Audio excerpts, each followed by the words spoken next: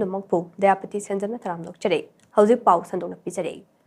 अपुनबगी पांगल नत्रपदे अखोगी तुंगी लाइबक लेरोय हाइना कंगलाई इमालोप किलगी प्रेसिडेंट आर.के. सनाहनबिना फोंदोक्रे वाफम से कंगलाई इमालोप किलगी तराका तरुक सुब्बा मपो कुमन थौरमदा महकना फोंदोकिबने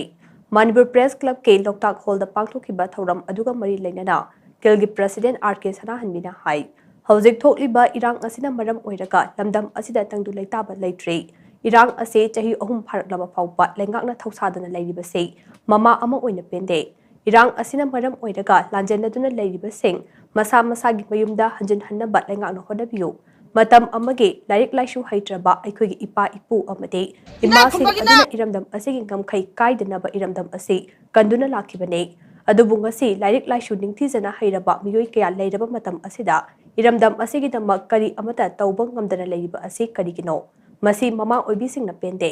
अखोई मसेल अमतो ओइना पुन्ना लेमिनदुना इरमदम असे कनबा मथौ ताई खेनबा कया लेरगसु इरमदम असिगिदमक खंदुना पुन्ना खोंग थांजिनमिनबा मतम ओइदे नत्रगदे अखोगी तुंगी लाइबक लेरोय हाइना मांगना मखा ताखे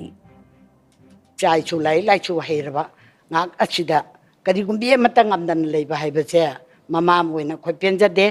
adun maramdi karigino haibada akhoi machen ache akhoi amata oina punjannimbagi wakhal adu ai kanglei malop kilgi maigedagi ai thamjaningi aduna apunbagi pangan natragadi akhoi che machoi amana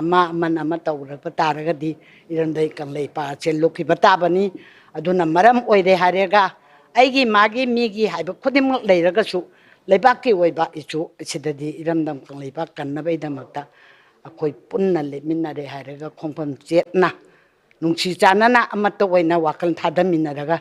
iramdam tungi chaichugi damakta khalle harega iramdam kang leiba kaminachi haiba wafam ache haijege थौरम अदुदा थोकलिबा इरांग असिदा मरै पाकिदमक थवाइना पोंथा पिख्रबा अथौबसिंगे मफमदा minute अनि तुमिना लेपतुना इकाई खुमनबुतखे ngasiगी थौरम अदुदा किलगी प्रेसिडेंट आर.के. सनाहनबे कंगलामैगी प्रेसिडेंट वाई लेरिक लेमा अमदे यूसीएम की जनरल सेक्रेटरी नाहकपम सांतना प्रेसिडेंट मेंबर ओइना सरुयाखे